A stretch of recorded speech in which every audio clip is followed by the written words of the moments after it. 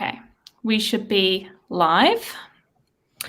Hi friends, welcome back to the channel. Today I'm joined by some lovely guests here, and we're going to be discussing The Forgetting Moon by Brian Lee Durfee. I don't have 3 copies shown.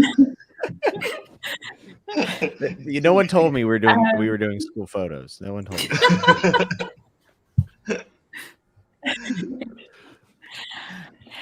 So we're going to be discussing this first book in the 5 Warrior Angels series. We will start by introducing ourselves, our star ratings, non-spoilery thoughts before getting into spoilers. So if you haven't read the book, don't worry. We will let you know when we dive into our spoilery opinions. So my channel, I'm Abby. If we want to go round. Ooh, me? Of course. Sure. Go ahead, Patrick. Go ahead, Patrick. Hi, everyone. I'm Patrick here. I've been a booktuber for a year now, and it's always nervous every time I start this this live chat. So yeah, I love fantasy, I love sci-fi, and it's good to be here. Joanna. What did you rate the book, Patrick? Oh, sorry. I read this book for 4.5. I read this one about 2 years ago. Yeah, I read this one about 2 years ago, and I forgot a lot already. Just like the title, The Forgetting Moon. I forgot so many stuff about this book already, but I still remember some major things and I absolutely love this one. Cool. Yeah. All right. Hi, everyone. I'm Joanna from the channel Joanna Sosa, and I love to read mostly fantasy. And yeah, actually, 99% of what I read is fantasy. Some of my favorite authors are Brandon Sanderson, Robin Hobb, and George R. R. Martin. And I picked this up because I heard if you love John Gwynne and George R. R. Martin, 2 authors that I love, you will enjoy this. And I gave it 5 stars. So I guess that comparison was correct. Nice. Well, and I am Jimmy Nuts. I'm over at the Fantasy Network, and I talk all things fantasy and a little bit of sci-fi and some Stephen King. With Forgetting Moon is a book that I actually had on my must-read for 2021 because I've heard so many good things about it. It has a lot of themes that I really enjoy, and I was not disappointed at all. I gave it a 4 out of 5 stars. My star ratings don't mean very much at all, if I'm being honest with you. I just kind of take it by the experience, so don't put too much weight into that. But yeah, I really enjoyed it. I thought that it did an amazing job of inspecting religion and the impact of prophecy on society and what we expect out of people that follow those religions and those prophecies. And those things right there are enough for a book to be great for me, as long as it's done well. And I think Brian Lee Durfee did a very, very good job. Yeah, I gave it like a 4.5, 4.75. I rounded up to 5 on Goodreads. I just have like some tiny critiques, but overall, thoroughly enjoyed it. Like, yeah, as Joanna said, it was marketed to me as for someone that loves John Gwynne, and it definitely hit that. It definitely scratched that John Gwynne itch. Yeah. I definitely the 2, I guess, influences I definitely saw from Brian were, and this probably is because I also watch his channel. He's a booktuber, and I listen to him talk. I listen to him talk about what inspires him, and I really felt a lot of like Memory, Sorrow, and Thorn from Tad Williams, like probably more than anything else. And then also on top of that, you could tell that he was a big fan of Robert Jordan, in my opinion. I think that he has a very similar scene-setting style to Robert Jordan that comes through here in The Forgetting Moon. Yeah, 2 authors I have not read. I haven't read either of them either. But I do want to read Memory, Sorrow, and Thorn because George R. R. Martin was inspired by him. So yeah. So many authors are inspired by Tad Williams' Memory, Sorrow, and Thorn. Yeah, and Jimmy is the only one who has read that series here. Yeah, I mean, I really like that series. Is that the Dragonbone Chair, or is that another one? The Dragonbone Chair, Stone of Farewell, and then To Green Angel Tower. I think that Tad might be the like most influential author for the modern like genre that you see, because Patrick Rothfuss mentions him, obviously George R. R. Martin, Brian Lee Durfee, and then there's tons of other people who have just said, "Oh, Tad's the best," and he's kind of how we got to these Brian Lee Durfee books. You know, like in a lot of ways, the bridge from Tolkien to George R. R. Martin, that a lot of people draw inspiration from. I will have to go back and read his books. Buddy Then. reads. Yeah, do it. So, does anyone have a favorite character or favorite non-spoilery type thoughts that they would like to share? Sure, always. Okay, I I remember only one character actually. I remember two. Okay, I remember about three, but the one that I remember most is Nail. Yeah, Nail, right? Nail is the boy, right? Yeah. Yeah. Okay. I still remember that one. I don't particularly have any favorite characters, but I have a favorite POV, and I think Nail is the one that I felt really engaged the most. I also really enjoyed Gold. I think Gold was his name. Galt, yeah. Yeah, Gold. Gold. And then there's the Bronakel. Yeah. The Bronakel family. Yeah. But yeah, I think out of all the characters, I think I really enjoyed Nail the most. The storyline. You could see how much I like from reading the introduction at the beginning, where Brian Lee Durfee talks about being that he was adopted. Yeah. Mhm. And so you could really see how that influenced Nail, or like how he put his own life into Nail as a character. Yeah, actually, I filmed my review for this book. I'm supposed to post it tomorrow, and I actually mentioned that about how Brian Lee Durfee. I loved reading forwards from authors, and specifically in The Forgetting Moon, I think it's really cool because you have to assume that he draws on his own life experiences, and like we're seeing a little bit of Brian Lee Durfee now. I wouldn't say all of him, obviously, but we're definitely seeing some influence there, and I really appreciate that kind of thing. Yeah, Feels like they put like their personality into it. Yeah. Yeah, I messaged you, Abby, when I read the foreword as well, and I was like, this is already emotional because you know this is gonna have some personal experience in these characters and how they feel. And I wasn't adopted, but I don't know who my father is, my biological father. And so you do see some of this with his thoughts when he's like, that you don't know where you 100% come from. I'm talking about Nail here. And so I could relate a little bit to that. And if you don't know at all, if you don't have any anchor point in your life, I think that that's even, of course, worse. And seeing that here was extremely emotional for me personally. Yeah, I really I enjoyed Nail. Actually, what kept this book from being like a 5-star knockout for me, there were a few things, but one of the things was I didn't feel super emotionally invested in any of the characters, but I still thought the cast was really good. I really enjoyed all the characters. It actually kind of reminds me of Memory, Sorrow, and Thorn because Memory and Sorrow and Thorn has like above average everything. Like that's the best way to describe that book, and I felt very much like that here as well. It also probably doesn't help that I just came off reading Realm of the Elderlings, which I think has like my favorite characters ever. So like it had a tall order to fill. When it came to characters, though, I really, really liked Tala. Tala was probably my favorite character, my favorite storyline. And for some reason, you know, I don't know, a young girl trying to figure out her place in court while also being blackmailed by an assassin. You know, it's like, oh my God. Like, I don't know. I feel for her. And she makes a lot of interesting decisions. And I think that's one of the things that Brian Lee Durfee did really well is even though I wasn't emotionally invested in a ton of the stuff happening with the characters, I was always interested in the decisions they were making. And specifically when we talk spoilers, I'll mention it, but Nail and Tala make very interesting decisions in this book that have ripple repercussions throughout the rest. I mean, it sets up the rest of the series. In fact, I would say it was Nail's decision down the line is probably the thing that got me most intrigued to see what happened with the series. So I thought that was really, really good. But all the characters are well done. Like they all have, you know, nuances and stuff like that. They're deep. It was just I didn't have that emotional attachment to Nail or anyone. But if I had to pick one, I'd pick Tala for sure. I think Tala was my favorite too. Yeah. And I think, I don't know, part of me is because it's her, but also because of the setting, like with the castle and the secret passageways. And I just love a secret passageway, like, and like going through, like that whole like setting. I really liked that she was in. Yeah, that was. So I think that really like influenced me to really like her perspective because of the scenes that she had.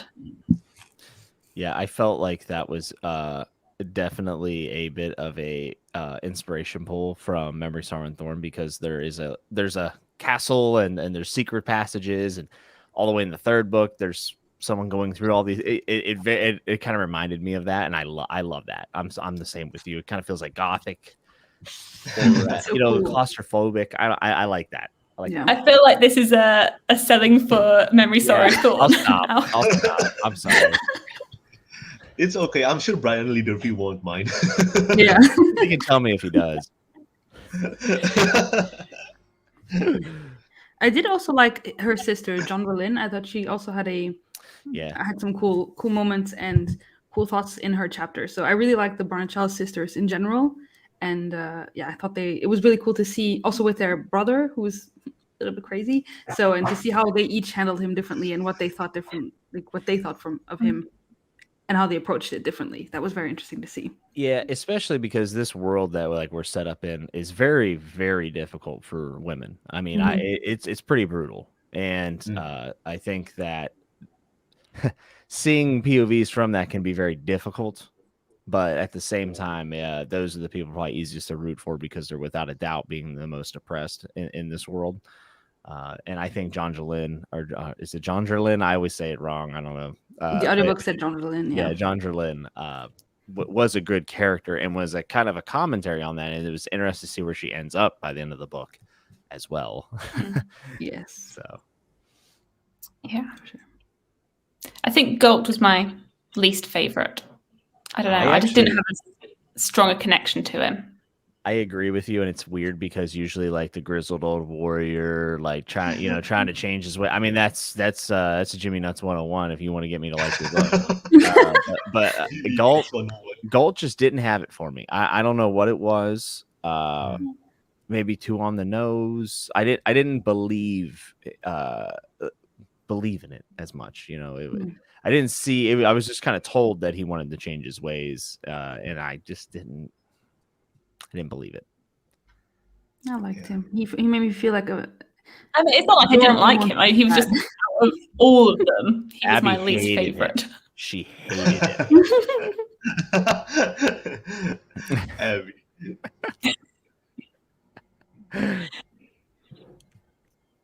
I liked him. I thought, I don't know. I'm excited to see where he goes. And I think, what do you guys think about the prophecies? I think the prophecy is one of the things that I absolutely love about this series. The prophecies, the way Brian Lee Durfee implemented and how he used it, I think it's incredible. It really defies expectation, because I constantly say this because people always say that, prophecies make the story so predictable. But in here, it used to make the story so much more unpredictable. Especially if you, Abby and Joanna haven't read the second book, right? No. Yeah, if you've read the second book, the prophecies became more insane. It's so unpredictable now. That's so cool. Yeah. I really liked the way that religion and prophecy was interwoven throughout this. And the thing is, because I'm just questioning it all. I was like, I just don't know what to believe. Yeah. John Gwynn traumatized you. Is that what happened? I was like, I don't trust this. Yeah. Well, it's also interesting, right? Because a lot of people do prophecies, but Brian Lee Durfee did something that I really appreciated, and he had multiple sources of ancient texts that we get little epigraphs from, and you immediately, as the reader, start to question stuff, and then you see who is being dogmatic towards which, the Moon Scrolls of Mia and everything else, the ways of Lejean, and I don't know. I like the fact that he kind of took an extra layer with it, and it obviously identifies a lot with our world, considering that there's different tribes of people who believe in different things because of whatever book that they decide to read or grow up with, and some people take that for what it is, and then some people take it to the next level, and we see people in the Forgetting Moon who are taking it to the next level and trying to invoke essentially an apocalypse, right? Yeah. And it's scary to think that I think there's probably some people in our world that also would welcome an apocalypse, which is insane. But this is an extreme examination of that, of when you take it too far. And it's definitely the best. I actually had my notes in big caps. I put the religion prophecy stuff is the best thing in this book, without a doubt. If you're watching this and this is something that you say, oh, I like those things. I think Brian Lee Durfee does it better than anybody. I agree. really do. I love it. Yeah, and I'm really interested to see where it goes with the religion and the prophecy and like what's going to happen next. Yeah. And something that and this is also why I like prophecies in George R. R. Martin stories, and I think here you see it a bit as well, is that people, they receive a prophecy and then they interpret it how they see fit. So if you think that you are this person that this prophecy is talking about, you're going to do everything to fit that prophecy. Yeah. Or if you think that someone else is this person, and then you're going to do everything and act that way. And that is just so interesting to see, because some people would maybe not do certain things, but like, oh, but I am this prophesied hero, so I got to do this, or whatever it is that they're talking about. And I just love seeing that, which is why I love this book, because that kind of stuff, that plus the tunnels, plus animal companions, plus magical artifacts, like magical weapons. I'm like, yes, it had it all. I loved it. Yeah, definitely. Beer mug. Beer mug. Yeah, beer mug. Beer mug is an animal companion in this book, and is a hound, and is just awesome. What a name, beer mug. I mean, I read that and I was like, really?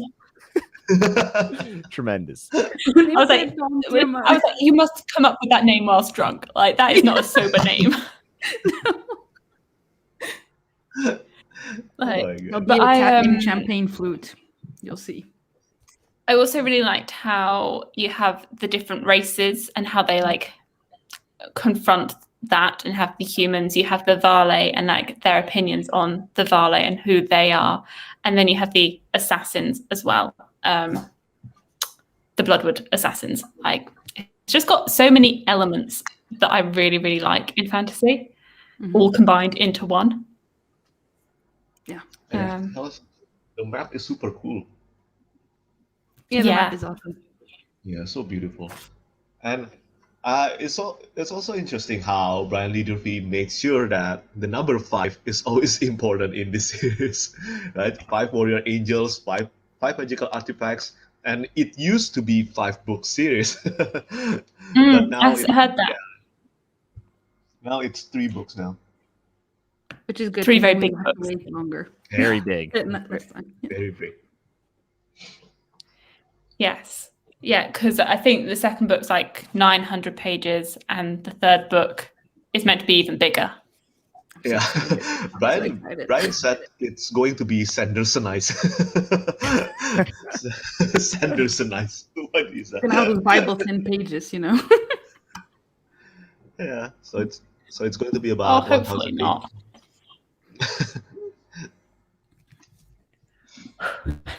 That's going to be all I'm going to read that month then. Yeah, for real.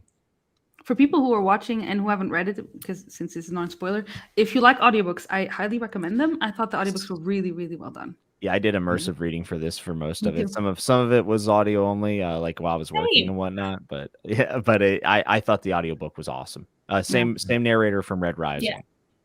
Can't remember his name. Tim Gerard. Yep, that's it. Yep.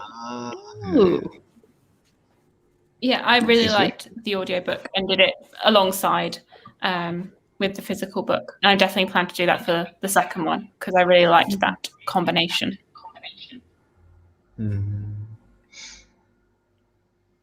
Yeah, I wasn't. So does anyone have any?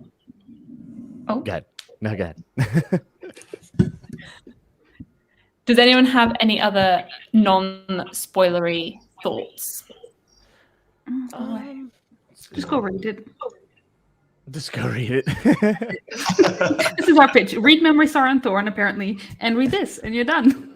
And you're done. You have finished the fantasy genre. That's it. There's nothing else to read. Goodbye. Well, you know what? Here is another thing, actually, that maybe we should mention for people who are maybe prospective readers. There are a vast amount of races, different wildlife. It is very much a live book, and it's one of the things. I know people compare John Gwen a lot to this, and I could see why, because I always thought his books felt very alive as well. But there's like merfolk. There's ogres that are, and everything's like tweaked just a little bit, which I really, really like. It isn't just your stagnant like D&D stuff. Cat-like elf people. There's dwarves.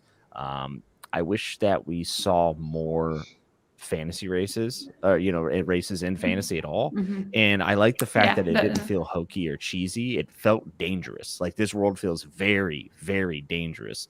And if there's one, I guess, kind of thing to say is like it's very grim. Like this is a grim take on classical fantasy, in my opinion. Like this is very much derivative of the tropes that we know and love, even with the races, right? But with that, it is a much more dangerous, high stakes game that's being played in the Forgetting Moon and the Five Warrior Angels, and you just need to know that going in, because if you're going in expecting lighthearted family fun, you're not going to get that. No. You're not going to get that. It is extraordinarily brutal. Especially the family fun. Don't expect that. yes. And the further it goes on and you get into book 2, I mean, it gets really dark. So there is that to be aware of. But I love seeing a more mature take on the fantasy, all of the fantasy tropes, because they're all here. There are tropes, but they're just done in a different way. Very, very graphic, but also very alive. There's one. There was 17 or whatever. Was it 17? Yes, that scene. I know. I messaged Patrick. The thing is, I was reading that scene, and it was like 11:30 at night. Like I was just about to go to bed, and I was like, I'll just do one more chapter. And so, if you aren't very good with, I think I mentioned this in my wrap up, that if you're not very good with body parts being cut off that shouldn't be cut off, then you might struggle a little bit, especially with that scene. And yeah, it was a bit much for me. I was like, but how am I meant to go to sleep now? Like, yeah, it kind of shocked me how brutal it got and how fast. It makes it very hard to cheer for anyone that was involved in that. I'll be honest with you. I think that I don't know if that's there's a lot of morally ambiguous things going on in this book. And one of the things I struggle with is that I thought that some of the stuff that what's up, Brian? One of the things that I wondered is like, is there going to be a redemption for the people who are doing some of these terrible things? Because like, it's gonna take a lot to get me back into the gray area, more so than just like the black and white. Because I'm looking at one section of people, I'm like, well, you're entirely worse than these other section of people that have beliefs. Oh, look at that! I bought both books. More converts. That's good. and I mean, yeah, that, but to the extreme. There's some body parts where like, okay, fine, you could get those cut off. You don't need them. There's somewhere like, which body parts do we don't need? Maybe like your pinkies. I don't know. Ask what's his name, Mr. I forgot his name. No, the one from Game of Ramsay Bolton. Ask him; he would know to tell you the parts you don't need. He knows how it all works. Yeah, but yeah, these books are amazing, and I agree with you. They are not like if you're squeamish, if you like good characters to be good and bad characters to be bad, then this may not be for you. But that's exactly why I love this, because I don't like that kind of stuff. So yeah, but if you've been waiting for a fantasy that isn't afraid to be fantasy, but also is going to punch you in the mouth, this is definitely it. Yeah, this is definitely it. Yeah, you sell it well. It's gonna punch you in the mouth. It's good. That scene was shocking for everyone because wow, this suddenly turned really dark. That was the thing. I was like, it just felt like a very epic fantasy, but even like after that as well, it just feels like an epic fantasy. But there's that very dark scene in here, which took me by surprise. And it was very early on, so I was like, oh, what's gonna happen in these books? I want to be punched in the mouth. Why? Why do you want to be? Don't knock it till you tried it, Patrick. It's pretty fun. No. We know to never hang out with Jimmy in real life because he's gonna punch us in the mouth. That's what happens to him in Vegas, obviously. Oh yeah, what happens in Vegas? Yeah, I say what happens. He stays there, right? Do you want to talk spoilers? Okay. Yeah, sure. Yes. So, moving on to spoiler territory. So if you haven't read the book, so long. And read it. It is so big. If it falls on your face while you're reading, then yes, it will hurt. It is my self-defense in my home. Bye. Yeah. So, yeah, if you have not read the book, please leave now. Go read it and enjoy it, and then you can come back and listen to our spoilery thoughts. So we're going to move on to spoilers.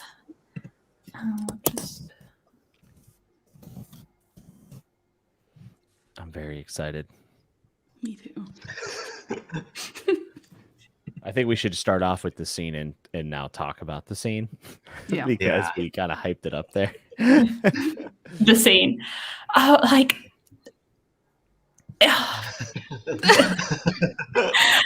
yeah, I don't really even have words to describe the scene. Yeah. Yeah, I mean, I'm forgetting the gentleman's name, but he is the essentially like a governor, right, or something along those lines, and getting his limbs cut off By his son. By his son. Terrible. Yes, To fit in a box. Like Yeah, what? put it in a box. Yeah, that was pretty rough. And at first I thought they were cutting him off at the shoulder joint, but it was actually at the elbows and knees. So he kind of has like that, I don't know, stick thing going on. Yeah, the stumps going on, and it was like pretty hardcore, man. And also just thinking about like this is a leader and was a pretty strong person, right? Like I think with the way Neil describes him is like no one like loves him, but he does like a pretty good job, so everyone respects him. And you go from that to him, basically losing a battle, then to his son chopping him up and sticking him in a box. And then they pump him with enough meds so he doesn't die on the way. I mean, that's brutal. And then the impact that it has on Janko is, I mean, that is it's a nightmare.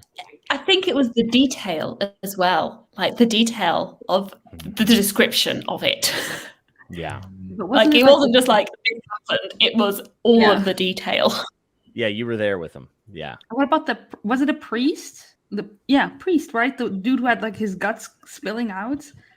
Spilling out into the ocean. He was trying to put them back in. I was like, no. As you do whenever someone, But I love that because I didn't love that, but I love right before that happened when people were like, "Oh, nothing's gonna happen to him because he is the priest and he's the sent by their god." And then he wears this cloak or this jacket or whatever it is. His holy robe.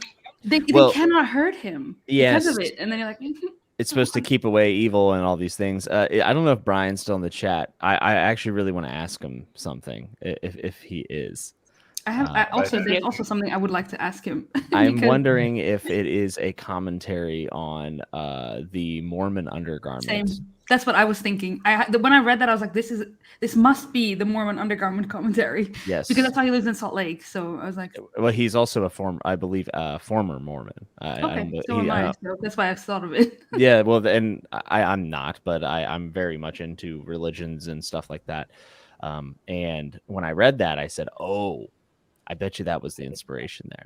Yeah, I thought it was immediately my thought. Yeah, because you hear so many stories of Mormons or former Mormons who are like, oh yeah, but they really believe that as long as they wore those undergarments, nothing could happen to them. Like maybe even your body could be set on fire, but the fire would stop the second it would touch the garment. And I was like, this is just too much, too similar. Oh. Yeah, someone that I didn't know that. Yeah, I for fun, I study like cults and religions. Not saying they're the same thing. I'm just saying I study both of those things. You got to be clear. We have a reply. That's something worth out of Viking history. Oh, okay, that's yeah. Oh, I see. That is so cool. Very cool. I mean, it's horrifying. Like, why did you have to put them in a box? Cool. Amazon of those the time, Vikings, brutal. Those shipping. savages. Yeah, those Vikings. Insane. Yeah, I mean, I think that scene though with the undergarment, whenever he has the thing wrapped around and gets his guts spilled, I think that is a statement. That's like a mission statement from Brian Lee Durfee here to be like, things are not what they appear. And we're going to turn everyone's beliefs in this world on its head. And things are going to get a little crazy because whenever you start to expose the fact that, what society is based on is a lie. It is a lie. people get desperate, man. People get really desperate, and sometimes they double down. Which we actually see with the characters. Remember, the characters arguing like it should have protected all, and then they're trying to justify why it didn't. And that's interesting to see in our little group of companions. It's really interesting to see how they cope with that and deal with realizing that their religion has its faults. Yeah. Yeah. I'm super. Or it not necessarily is. Yeah. Maybe they shouldn't believe in it. Yeah, or to a literal sense, right? Like whenever you take it too far, and there's multiple groups of people taking their perspectives on what's happening too far, and then there's also going to be people who are always going to take advantage of that, and they're going to hitch a ride on that movement, and then they're going to have completely ulterior motives that have nothing to do with the actual core text of that religion, and they're taking advantage of people who are being emotionally manipulated.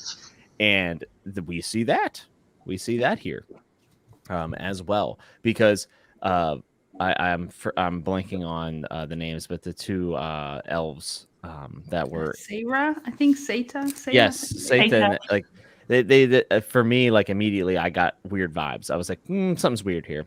I didn't pick up on anything. Yeah, I was like, I don't trust. Yeah, they were a little shady, man. They're always in the right place at the right time, talking to the right people. I was just like, okay, I don't trust them. They're hitching a ride here. I think Connecticut Comic-Con, I got to get to the You can really gossip about it. Well, thank you so much for stopping by. Thank you for stopping by, Brian. Awesome. Have a good time at Comic-Con, man. Have fun. Comic-Con is with back. Valkorin and Seta. Yeah, over here in America. But yeah, I didn't. So with the reveal about Seta being the Bloodwood assassin, I was there like, how did I not see this? How did I not see this? Yeah, I mean, I wasn't sure, but I was like, probably not going to trust you. Mm-hmm. At the scene, there's a scene with is it a bonfire, or did I make the bonfire up? But at some point, someone is training, and Tala walks past, and they're being trained by Seta, and then Seta says something, and I was like, I'm sure you're the Bloodwood assassin. I'm 100% sure. Yeah, I don't know if it was a bonfire. I can't remember exactly, but I know what you're talking about, because I remember kind of catching on to that point too. Don't trust Seta or Valdraken. Yeah, I feel like the Valdraken are very much that was the word I was looking for. I'm thinking of Tila Mask for some reason from Malazzo. But yeah, Brian. or anyone's story. The Valdraken, I felt like we're kind of hitching a ride on everyone that is, kind of into this religion, right? It feels like they're pushing it towards a certain angle, or they're to a certain endpoint to where they can then take power. I mean, I don't know what they're gonna do, but that was the feeling I got. Don't even trust Beer Mug. That's heresy. Yeah, I know. Yeah, Lejean, damn you. Or any of the cats. My cats just sneezed as you wrote that. That's really creepy. Brian Lee Durfee, cat whisperer. The cat whisperer. Yes, definitely. So Janko chops up his dad and sticks him in a box, and everyone's having a really good time. So let's talk about. Sorry, it froze for me. Okay, you're back. Okay, are we back? Okay, cool. Yeah, we're back. So, what did you guys think about Janko and Ava and Nail? I'm very curious to hear what everyone thought about that. With Nail obviously being into Ava. Ava seems like she was trying to be nice to Nail, but was more. She had to be with Janko because Janko, he's a Chad. I mean, he's a good looking dude. He's a Giga Chad, and she also can improve her stance in society again because women are kind of, they're marriage pieces. Not treated very well. So, what did you guys think of that? I feel like go ahead. I feel like you could see that happening in real life. Like that's dynamic happening. That the girl ends up picking the more wealthy, maybe not necessarily the nicer guy, like the not so nice guy over the nice guy who has less standing within the community. I'm very intrigued about Ava because the scene, she talks about like the wraiths or whatever in her head, and I'm like, is this like a metaphor or is this like actual things? Yeah, that I didn't actually question that, and it's interesting that you say that, considering the fact that like this whole series seems to be subverting the fact of like religious beliefs, right? So maybe you're right. Maybe it is a hallucination because she's going through traumatic experiences, and I'll keep it scoped to book one. Yeah. But yeah, that's actually a really good point. I didn't really think about that and how I should be perceiving that. Yeah, I don't know. I just got a sense that maybe there was more to it than just. Yeah. Yeah. And she got herself into an interesting position also with the main. What's the guy's name? The main. The prince. The prince. How did I forget his name? Rajal. Yes, exactly. Rajal. Yeah. Yeah, so it's like she got herself into an interesting position there with him. So seeing how everything's gonna pan out in the next books, I'm very intrigued to see for her. I was scared in the beginning that we would have the typical what's that trope, the love triangle. Yeah. And stuff. Not at all. So that was good. Yeah, that's what I liked about it, is that it kind of felt like it subverted the love triangle, which if anyone knows me knows I hate love triangles. Yeah, I don't like them. We all do. Yes. But I'm intrigued to see where it goes now, because I guess like at the end she was hoping that Janko was going to save her and like get her out, but he's now like just going along with the flow. Like he may have like maimed his father for life, but he's now changing sides. Yeah, he's trying to survive, but also think about what got Ava and Janko to this point. And this is what I was talking about when I said the characters make interesting choices. Nail saves everyone, and he looks at Ava and Janko and goes, "Yeah, later." Bye. And he just dips, and you're like, I love that moment. I mean, not because it's the right thing to do, but because it's not the right thing to do. And Nail was petty. Yeah. And it shows that Nail is definitely flawed. It shows that Nail is definitely still young, and he's not grasping the scope of this situation. Like he's clear. I mean, he basically has. So on one hand, it makes it really hard going into book 2 to cheer for Nail. Even if I didn't like Janko, even if Ava picked the wrong guy. I mean, what did you want her to do? Yeah. I mean, she didn't have any good options. And what you have subjected them to, I mean, and you can't say, well, Nail didn't know. Nail did know. Janko carved up his dad and stuck him in a box. Like, you knew it was going to be bad. You know what I mean? So for me, this is where Nail, and I think this is like where I had issues like getting emotionally invested. And this is fine because like, I've read other series with morally gray people that I get invested in. I'm like, yeah, they're kind of a piece of crap, but like, I still want to cheer for them. Yeah. Whereas like, especially after reading book 2, I'm just like, man, Nail, that was a bad decision. but what an interesting decision, right? Like usually authors won't take that role, or he'll go to free them and someone will come, I'll be back, and he'll run. No, he like Brian Lee Durfee put that on Nail's doorstep and then it's going to make him live with it. And the fallout from that is incredibly bleak and terrible, and it impacts. And I like the fact that we got a POV from Ava. I thought that was a great choice, and I wanted more from her. And I was glad that he started to expand the POVs as we went. And then obviously in book 2 we get more and stuff. But yeah, I think that was the best moment of book 1 is when Nail made that decision. And that's whenever I said, okay, I'm going to read book 2 immediately, because I wasn't planning on reading book 2 immediately. I was going to wait a couple months because I have so much going on. I didn't realize you went straight into book 2.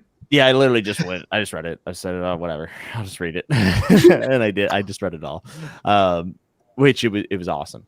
But in my opinion, Nail leaving Ava is one of the 2 biggest decisions in the book, and that's wherever I was just like, I don't know who to root for. I don't know. Because I could see him leaving Janko, because like this is like in any typical book, you'd be like, oh, this is my opportunity to get the girl on my side, and just like and then he's like, no, screw you, you didn't pick me, and you can suffer for it. And he knew, like, she's a woman, she's good looking. He knew she was probably going to get raped by those guys, and he didn't care. He didn't care. That's what I'm saying. Like, that's pretty hard. And I think it's it's a bit of a challenge going forward in the series. And I don't know what's going to happen with Nail, but let's just say Nail ends up being the guy. You know, he's the man. It's going to be hard to sell. Yeah, it's going to be hard to sell. I agree. Stefan is probably the nicest guy. But the thing is, I still like Nail. Yeah. He made that. Yeah. He made that decision, but I still like him. I still root for Nail. Yeah, and we all have those things, right? Like where we, I mean, there's characters in Song of Ice and Fire that are bags of, you know, feces that I still cheer for. So it happens, you know. I'm a first ball fan.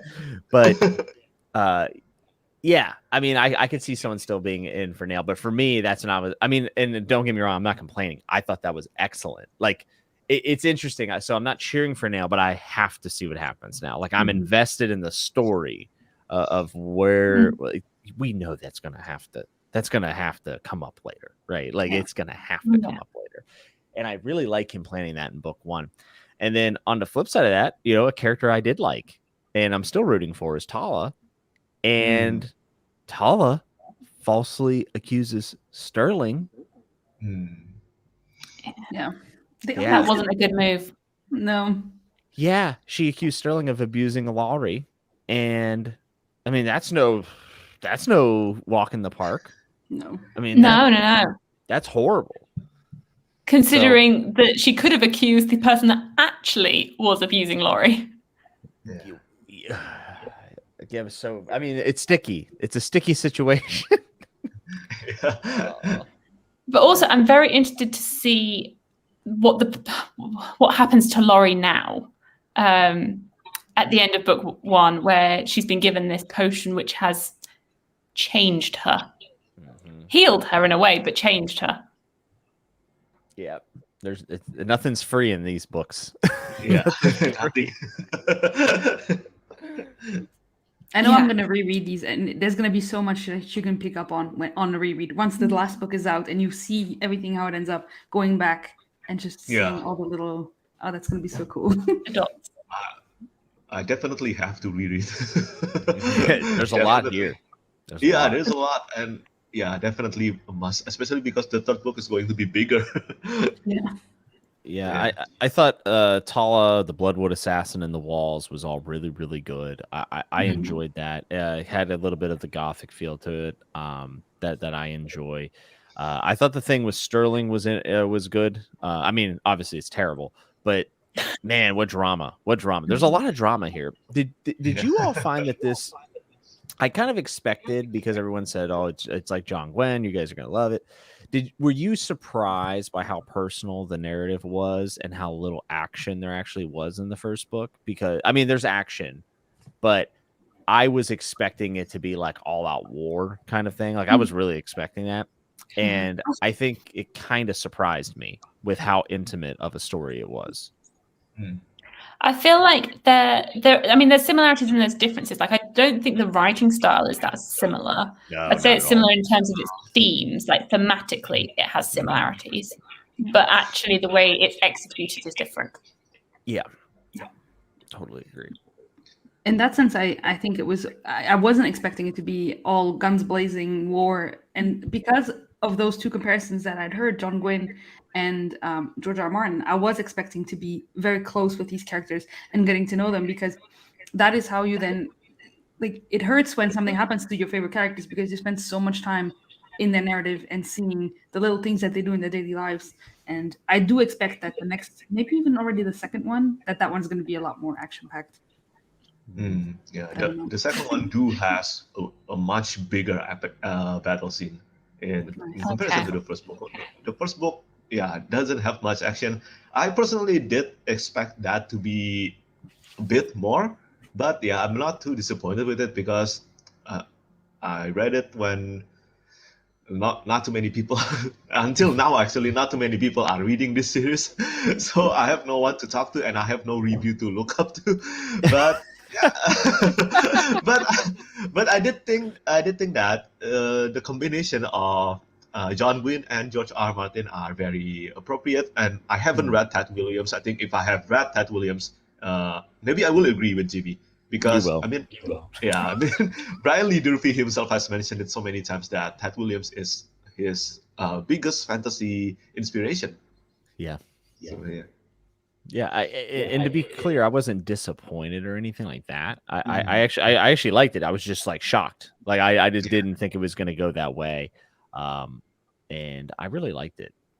And Really, it really. did start with an invasion. So Yeah. That's true. That's true. And the prologue was very good. The prologue was Yeah. excellent. I thought it was really, really good, and I'm starting to wonder who those people are as I move through. Yeah, it's really good. It was really, really good. When are you The going to other read thing book I two? think we talked, me and Joanna Yeah. talked about John Trelyn and her personality and how she changes as the book goes on, how she reacts to the prophecy, and what's going to happen with her going forward with having gone, I'm the princess, I'm unbeatable, I'm going to fight Galt and I'm going to win, and then she loses and is alive, but I don't really know what state she's going to be in. Yeah, God. It's not, and you could put some of that on her doorstep for buying into it, but let's not forget, like, people, and it was the is it Roguecroft? I can't remember the dwarf's name, but he straight up tells her, like, this is you, like, you were supposed to be one of the 5 warrior angels. And when someone tells you something and you trust them and you think that they have some sort of divine knowledge because he has the moon scrolls of Mia, he's got the real answers. When someone tells you something like that is elevated, you take that to heart, and then you could make a lot of decisions based on that. I grew up in religion, and I remember people telling me things, right? Like, God wants you to do this. God wants you to, and I started shaping my life decisions, going into my teen years and preparing for adulthood in high school. And, I remember, like, not paying attention in physics and stuff because I said, oh, why do I need to pay attention? I'm gonna go be a pastor, so I don't need to know this stuff, but I can actually relate to that a little bit. And John Jerlin, unfortunately, puts her in a position across the battlefield with Galt, who you do not want to be across from, apparently. No, but I just wanted to shake her because, like, before she went off to the battlefield, Tala had told her, she was like, you're being manipulated. Like, you're being manipulated by your brother to do these things. And then John Jordan's like, it's fine, I'm the princess. Yeah, that's the self-absorbed, like, we believe we're the hero. Yeah. But I wonder how she's going to be impacted, knowing that it didn't quite go the way she planned. I'm very interested to see that, because it could make her an insufferable character, or it could make her a very interesting character. Well, even if they're insufferable, it can be interesting. But it could be very interesting to see how she comes to terms with that defeat, and if she still believes herself to be this 5 warrior angel, how do you then cope with the fact that, well, you lost your first battle? What do you do then? So, and that she was, like, the most beautiful woman in the empire with her face and all these coins, and now she's going to be a bit more not so beautiful. Yeah, what a nice little detail from Durfee. I really like the fact that she was so beautiful of royalty that they put her on all of the mint, they put her on the coins and stuff. I thought that was an excellent little piece of world building that kind of gave her a little extra flair. Because we get told all the time people are beautiful, and Durfee definitely loves talking about how attractive people are with his descriptions. That was my one critique, was that Liz Hen being fat. I was like, I get it. She's fat. I get it. You don't need to be telling me that she is fat. And the same with the girl with the mole on her face. I was like, I get it. Like, you don't need to keep telling me. Yeah. So that was my critique, but I didn't want to say that to new readers because they might not spot it the way I was. Just like, I get it. Liz Hen is fat. Okay. What do you think about Liz Hen? Do you like her? I actually don't. No, I don't like her. Thing is, I think we talked about. Me and Joanna have talked about this because I think I saw Alex Nieves' review and he really liked her, whereas I was like, she's insufferable and she pushes a pony down a hill. So I got to be honest. I actually didn't mind her in book 1. I thought her constantly eating, like, I was like, I get it. I do that all the time too. And it's actually book 2 where I was like, I'm out. Like, I was like, I just don't. I don't like this character. I actually think the character development of Liz Han in book 2 is very interesting because almost for the entirety of the book, I really hated her, and then some things made me kinda, you know what, you're kinda okay, something like that. But that's just me. That's just It'd be interesting to see. Yeah, I did Yeah. find the descriptions of characters. I felt like it was always around how attractive they were, which maybe is a commentary on the society. I can't, it's not a objective con, right? Robert Jordan does a lot of this as well, but there was portions of it that I was just like, okay, like I get it. Like the dude's got Yeah. a iron jaw and she has a big bosom and we're all happy. Like I don't know. Except for the girl with the mole and the fat one. Yeah. Yeah. Yeah. I wanted to share and we've talked a lot about Nail, and I don't know if you wanted to do predictions later, Abby, but I wanted to share my theory here. I've shared it with Abby already, but I just want to, when we talk about the Blackest Heart and possibly, is it the Lonesome Crown? The last one, is that what it's going to be called? Yeah. Mm-hmm. Whenever we talk about those books, I want to see if I was right, because Abby and I were discussing at length who is Nail, where does he come from, who is his heritage, and all that. And so I had two theories that don't match. So, but one of mine is that, yeah, I know it's weird. So, oh no, they match. They match. Okay, my theories match. That's why it was good. See, I told you I forgot a lot. But so we were talking about who is he from, and I told her I think he is from the LeGraven family, because I watched Brian Lee Durfee's video where he talks about the cover of the next book, and he says that it's going to be a person with a saber-toothed lion on the cover. And so I assume it might be Nail with the saber-toothed lion, and the crest of that family is the saber-toothed lion. So I thought that must be it. And then they keep on talking, that's the family with all the twins. And there's still one twin in the wild somewhere. So I'm thinking that that's that. Yeah, So- and we know Nail had a sister that maybe is dead, maybe is not, Exactly. and it's hinted at quite a bit. So That was just my theory, just leaving it here for the future us to discuss. I like it. love the cover art, so gorgeous. Yeah, the cover art is awesome. You know, when I first saw the cover, I thought it was sci-fi. Did anyone else have really? that? Yeah, I don't know why. Is that I don't think I saw the sword. I just saw this. I don't know, the dude on the horse with armor and a sword. I was like, I think that's fantasy. You know what? I just saw this. But it is a beautiful book. I actually said this in my review I already filmed. Is man, the quality of that book, the physical book, is very good. I wish that Saga Press would do more fantasy books because it felt quality. I know that's a weird thing, but I just thought it was really, really well done. Jeff, hardcover or paper? Yeah, I think my only theory, the Sata had the sister that's missing, and I think that's the Bloodwood assassin that's already dead that Nail and Shawcroft killed. I can't say anything Because we know that she was a valet. Yeah, you two have to like poker face. Yeah, I'm just backing Yeah. up, just assessing the Hiding situation. behind your Game of Thrones things to hide your face. Oh, one other Well, thing I did not. You do this, don't you, Joanna? I'd always do this. Yeah.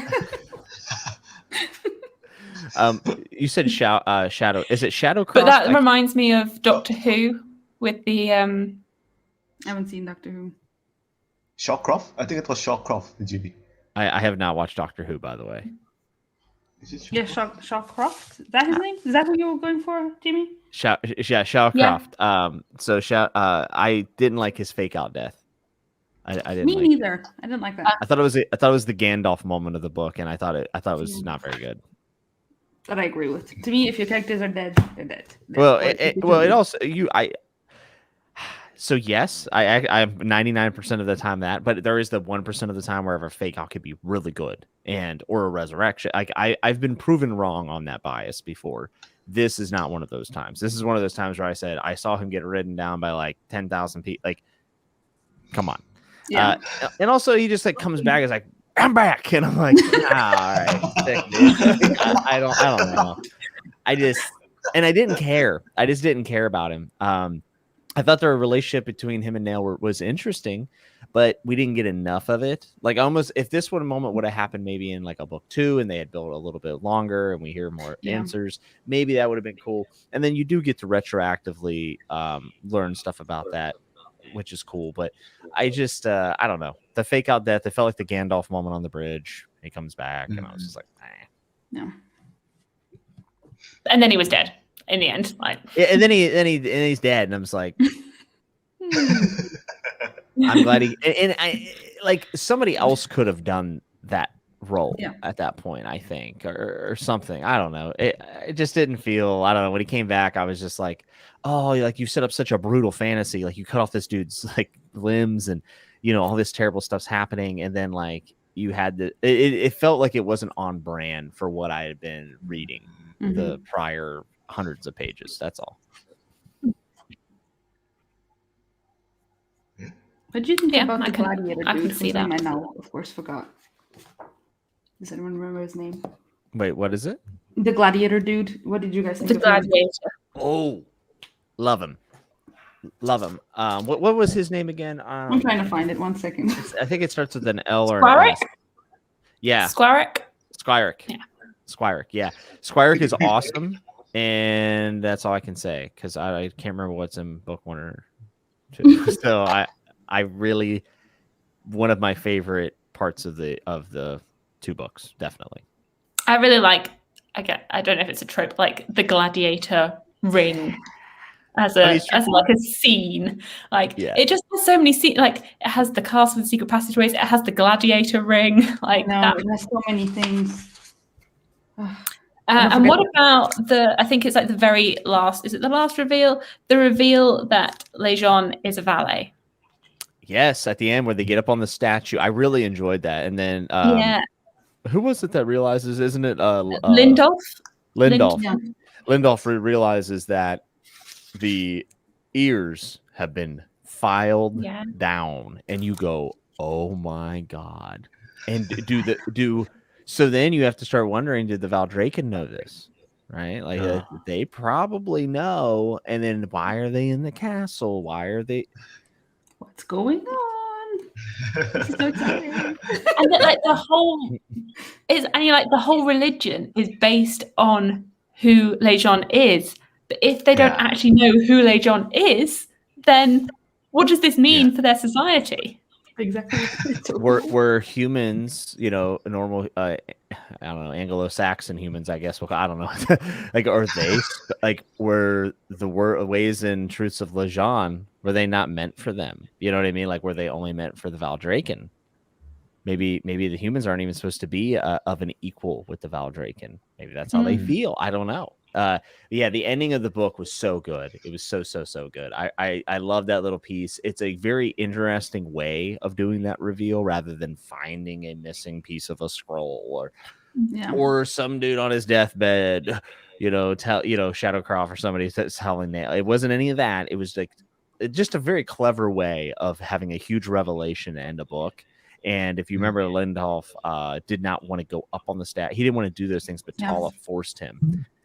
So Tala, in a way, pushed him into this discovery, which was also done by Seta, right? Because it was the Bloodwood assassin who told Tala to get something from the. Yeah, it's like it's so good. There's a lot of layers of motivation, and then obviously Sterling dies too.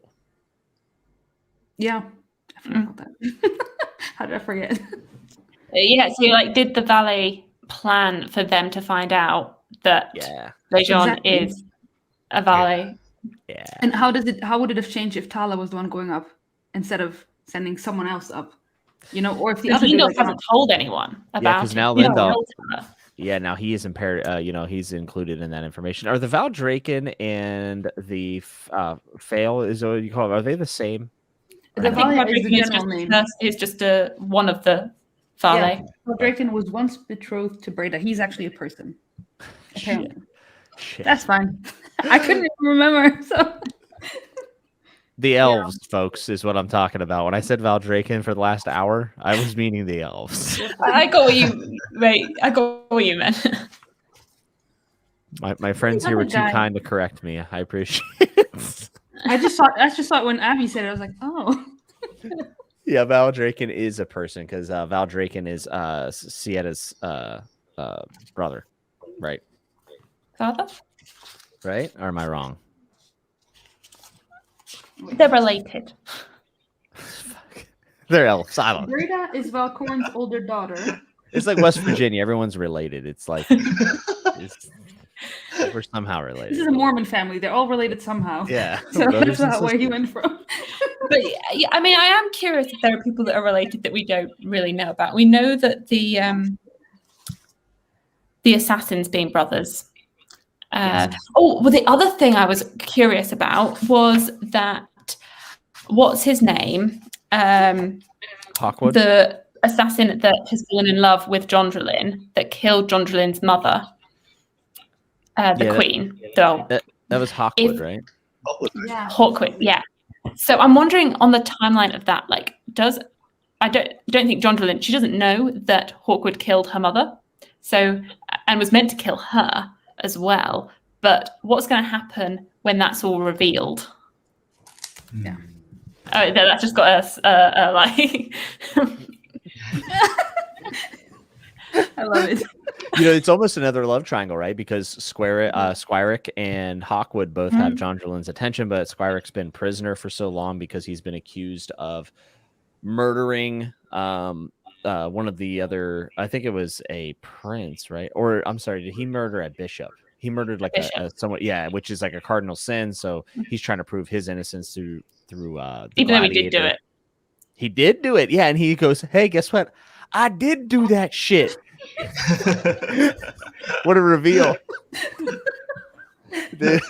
I thought that was so good. That was so good. He's I like, know you have another triangle with Tala and her two boys, which I cannot remember for the life of me the name of the other dude. Oh yeah, because he's actually a pretty big deal. But also, Lindolf is her cousin, and then they're like, he's like trying to swap spit with her. I'm like, what is going on? You guys are grody as shit. Like, stop. Yeah. I sound like Alan. Right there. Oh no. You really do. Stop. It's so bad. What was so good? You sound like Alan. I love how Alan makes his way into every live show, even though he isn't there. Alan. I think Alan will really like this when he gets to it. Yeah, he will like this, I think. Yeah, if it ever gets to the top of his TBR. Yeah, I want to see his reaction to Lindolf trying to kiss his cousin Tala. I want to see what he thinks about that. He will have a lot of comments on this. So actually, we've come to realize that it's got 3 love triangles in it. It does. Yeah, and we were all saying we hate love triangles. But they're so not like your typical. I mean, I think Nails was the closest to becoming cliche, like, oh, it's the bad boy, the Giga Chad, but the decision that comes from it is amazing. So he didn't use it as like a main device. He almost used it as like an accent piece, just to say, hey, things are complicated. Lindolf's a little strange because Lindolf's also not he's like disfigured, right? Isn't he? He has like pock scars and everything. So he feels obviously like Tala's his cousin, so he probably has some sort of standard of a relationship that's expected, and I feel that probably makes him feel really special, and that's probably why he's attracted to Tala, is because like no one else is nice to him, and Tala is probably because they're cousins, and then that makes her have to talk to him, and then she gets to know him, and then he's a good dude, and da. But I feel like that's probably why he finds himself attracted to Tala, even though they are cousins, which is gross. But what is the other dude's name? I cannot find it. I can't remember because he kills Sterling at the end of book 1. Glade? Glade. My name just found it as you said it. Yes. Yeah, Glade. So Glade, he's the one that kills Sterling, right? And Tala's there for it. And then Lindolf was in the shadows watching. Mm-hmm. Oh, yeah. That's pretty big because Sterling didn't do it. No. And Tala lied. So Tala not only accused this man of basically being a pedophile, but also got him murdered. Yeah. That's not very good. It wasn't Glade like super angry at Tala at the very end, and he's like, screw you, this is the last I've done for you, something like that. But aren't they Yeah. supposed to get married or so? It's like it's so complicated now. Well, yeah, and he's all Yes. he's supposed to be like a knight in shining armor almost for Tala, it feels. And then like you start to realize that he's buying into his own trope, and he's like flirting with other girls, and then he has some developments later, but he very much is sold almost at first as going to be the knight in shining armor, and then is just he's kind of a doo-doo head. He is. He is. Even as he's talking to her, how he's like, you can tell he's a little bit full of himself, and how he likes to flirt with all these girls and everything in front of her. I'm like, you are though a bit sleazy. Yes, I like that word. I had another word but yes. This is your channel. I shall not swear on your channel. Yeah, I've been trying hard. If we do the second live show on someone else's channel, then all out. Well, you'll let all the swear words out. All bets are off. Yeah, no, that's why it's so interesting. All these relationships are so complicated now, and all so interesting. And nothing is clear, nothing is just easy, and I love that. It's so great. Yeah, I will say like, so like I really, really, really like this book. I very much enjoyed it enough to film a review for it. Talking with you all, I feel like I like it even more. Mm-hmm. Oh, good. You know what I mean? Like it's one of those things where like I kind of forgot how much stuff happens because they are big. And I remember this book more than book 2. Book 2, I felt like I kind of got lost a little, not because it was like super complicated, but just because like I read them back to back. So like I feel like I'm forgetting a lot of stuff from book 2 as I'm trying to remember where some of the stuff we're talking about goes. But talking this out, I realized, man, this is pretty big in scope, and there's a lot of like really messy, complicated relationships between the characters. It's very character driven, for sure. Yeah, totally. Very character driven. Yeah, this has made me very excited to pick up book 2. Me too. Yeah, book 2 is better. Even though I'm saying I'm having trouble remembering it, I thought a lot of people told me it was a huge jump up. Like they're like, oh, it's massively better. I actually don't necessarily agree with that. I think it's an improvement. But the improvement comes in the back half, and I still think Forgetting Moon's like very comparable to it. Like I wouldn't be surprised if people said, "Oh, I like these the same." Okay. Yeah.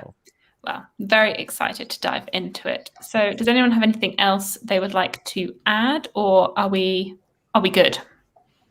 I'm just interested to find all these weapons and these things and these little stones that are there.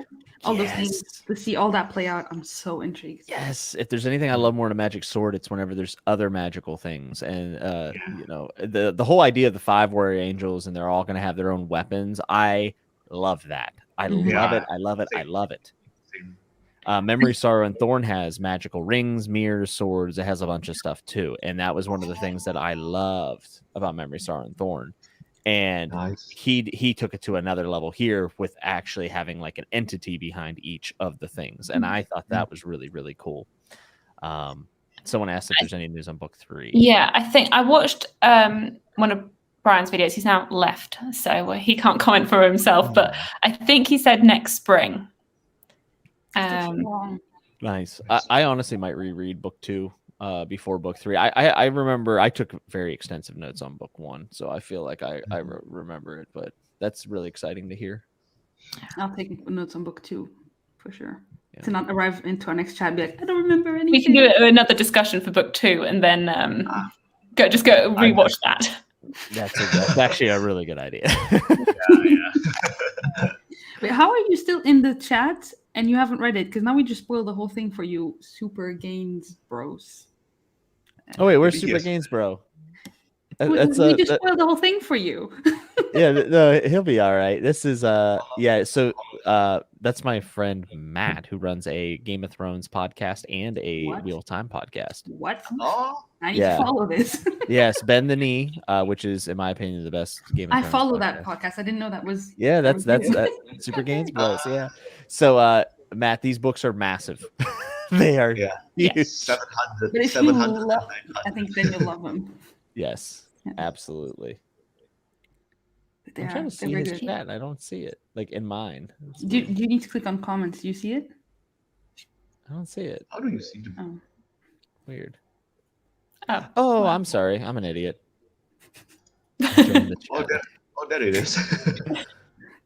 This is how we end the live show. Of teaching me how to read Goodbye, comments. Oh man. Well, if you're still here and you haven't read the book, then go away and read the book. Yeah. Yeah, It's really, really good. And very much looking forward to continuing in the series. So thank you for anyone listening. Thank you to my lovely hosts, guests, and we'll see you all soon. Yeah. Bye. May Jean bless you.